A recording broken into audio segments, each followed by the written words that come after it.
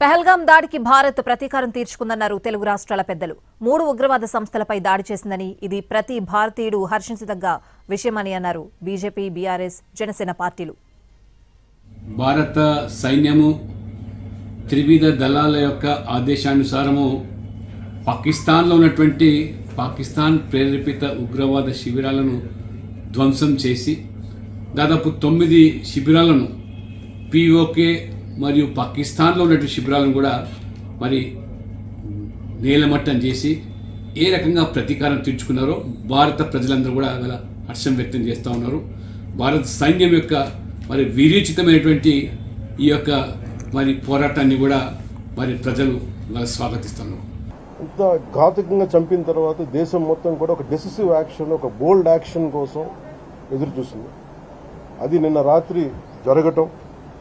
ఇలాంటి సమయంలో దాదాపు 9 ప్రాంతాల్లో 15 కిలోమీటర్ల నుంచి దాదాపు 200 కిలోమీటర్ల లోపల వరకు వెళ్ళి భారతదేశ సైన్యం అక్కడున్న మిలిటరీ ఎస్టాబ్లిష్మెంట్స్కి దాడి చేయకుండా, అక్కడున్న సివిలియన్ క్యాజువాలిటీస్ లేకుండా కేవలం ఎవరైతే ఉగ్రవాద సంస్థలు ఉన్నాయో, ముఖ్యంగా ఈ 3 సంస్థల మీద ప్రత్యేకించి దాడులు జరపడం, వాటిని ధ్వంసం చేయడం నిజంగా ఇది భారతదేశం ప్రతి ఒక్కరూ హర్షించదగ్గ విషయం. ధీటైనటువంటి సమాధానంగా ఇవాళ తెల్లవారుజామున మన సైనికులు పాకిస్తాన్లోకి చొరబడి అక్కడున్నటువంటి 9 ఉగ్రవాద స్థావరాలని ధ్వంసం చేయడం జరిగింది.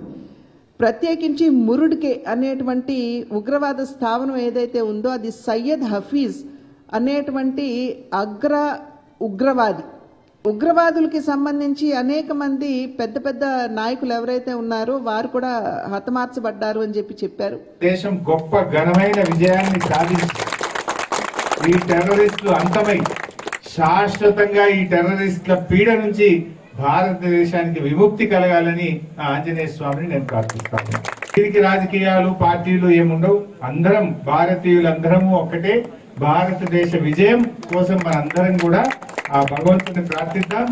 మన హిందువులని టార్గెట్ చేసి చంపిన ఆ టెర్రరిస్టుల అడ్డలపైన మన భారత సైన్యం బాంబు దాడి చేసి దాదాపు టెర్రరిస్టుల్ని చంపేసినారు. అక్కడ మొన్న వాళ్ళు చేసినటువంటి టూరిస్టుల పైన చేసినటువంటి అటాక్ అయినా, అంతకుముందు పుల్వామాలో చేసినటువంటి అటాక్ అయినా, వీటన్నిటికీ కూడా ఒక మంచి జవాబు ఇచ్చినందుకు భారత సైన్యాన్ని మనస్ఫూర్తిగా అభినందిస్తున్నాను. ఇప్పుడు ఉన్నటువంటి సందర్భంలో మనం పార్టీలకు అతీతంగా దేశం యొక్క